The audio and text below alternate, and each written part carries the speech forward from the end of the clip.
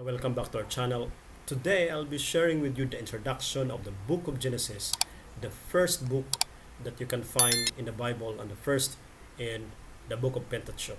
And there are four ways that I will have to introduce this book. The first one is the authorship and its purpose, the structure and the key themes, and then of course I'll be introducing the chapters of the book of Genesis, and of course the major themes of the book of Genesis, and the last one, what is really the importance of the book of Genesis. Now let's go with the first one.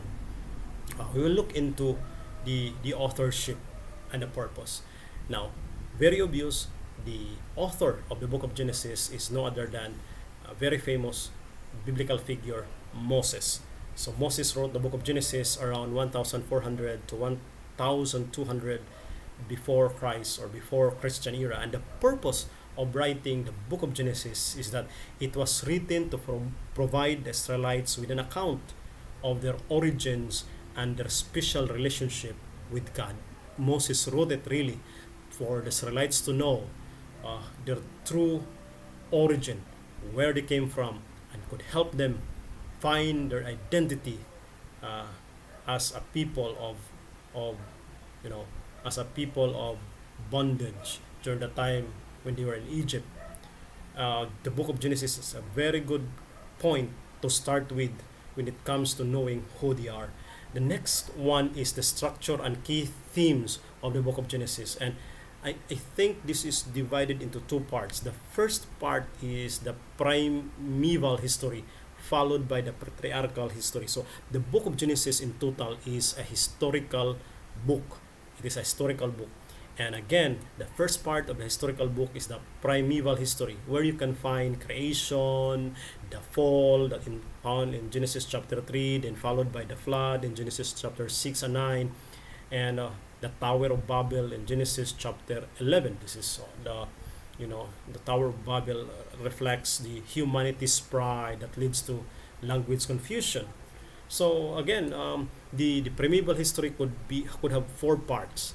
Again, Genesis 1 and 2 is the creation of God in 6 days, wherein in the seventh day he rested, the fall of man in Genesis chapter 3. Eve and Adam disobeyed God, and of course it leads them to sin, and the flood, of course Noah's building of the ark found in Genesis 6 to 9, and of course the Tower of Babel, where after after they build the tower, prior to building the tower, God really has noticed them, and before finishing, God scattered them around the known world during that time. Now we have Genesis chapter 12 to 50. This is the patriarchal history. Who are the patriarchs, by the way? But there are four patriarchs that the book of Genesis are trying to highlight in its historical accounts. We have Abraham, followed by Isaac, Jacob, Joseph.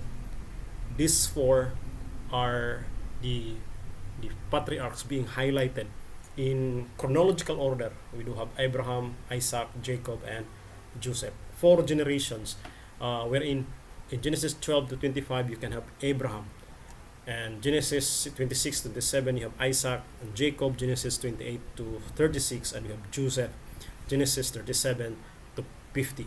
So as a historical book, again, we do have two parts, the primeval and primeval history, and of course we have the patriarchal history that ends with Joseph.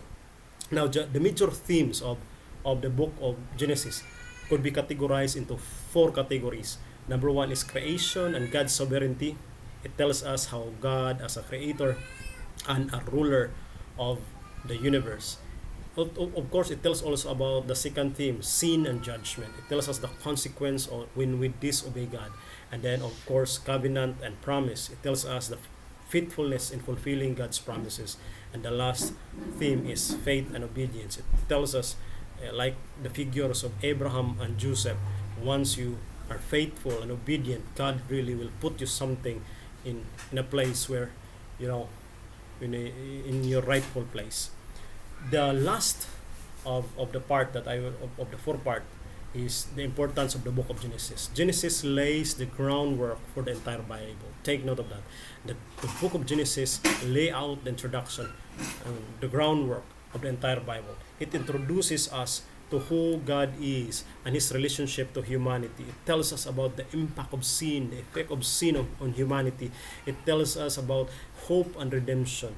So many New Testament teaching refer back to the book of Genesis, like Paul in his discussion of Adam and Christ in Romans chapter 5 verse 12 to 21. So therefore, we can say that Genesis really is very, very important because it lays the foundation. It introduces us to the entire Bible, what God really is, what humanity really is, and the consequences of obedience and our obedience to God, and where we will be going to as we go into living with God day by day. But thank you for being with us. Like and subscribe, share, and see you again next time.